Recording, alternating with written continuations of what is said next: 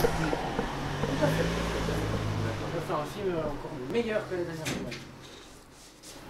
Donc ton putain de film, c'est un clip. Un clip d'opéra, oui. Ah, c'est un clip d'opéra. Oui, oui, oui. Oui, parce qu'en fait, j'aborde le genre cinématographique du clip d'opéra en séparant la dimension proprement sonore et la dimension proprement visuelle de la structure de l'œuvre lyrique. Wow. Cette option esthétique contourne les contraintes liées au chant lyrique.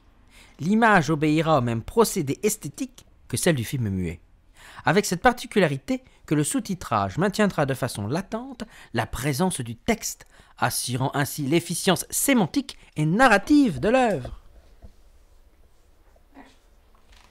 Paillettes aux sombres métaphores de notre société du spectacle. Cagnot évoque aussi cette démagogie, propre à la réception des œuvres de notre société.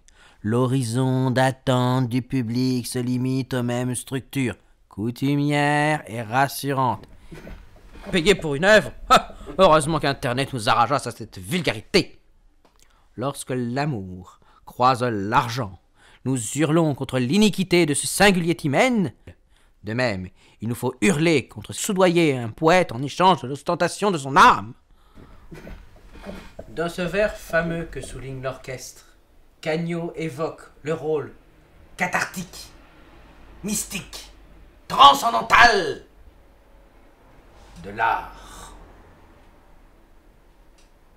La représentation du réel constitue une telle singularité que nous l'associons à un phénomène surnaturel. Ainsi, ces terres témoignent de cette inclinaison de notre société à considérer l'art comme une voie spirituelle plus légitime que les anciennes formes de religiosité. Mimésis et transcendance se confondent dans une ancestrale sacralisation. Déjà les parois rupestres témoignaient de cette spirituelle nécessité de transcender le réel par la transcription, par l'acte démentiel et hybrisiaque de la mimésis.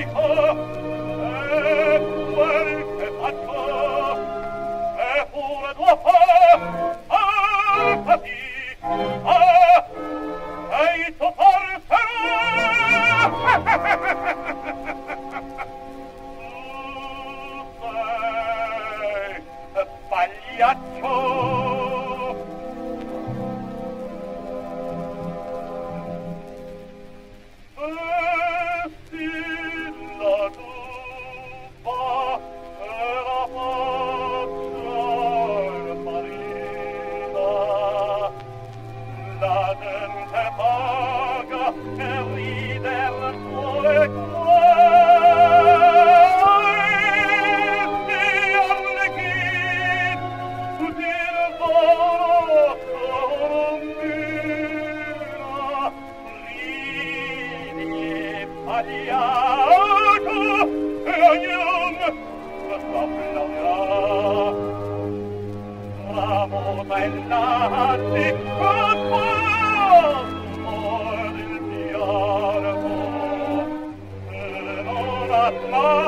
al fianco,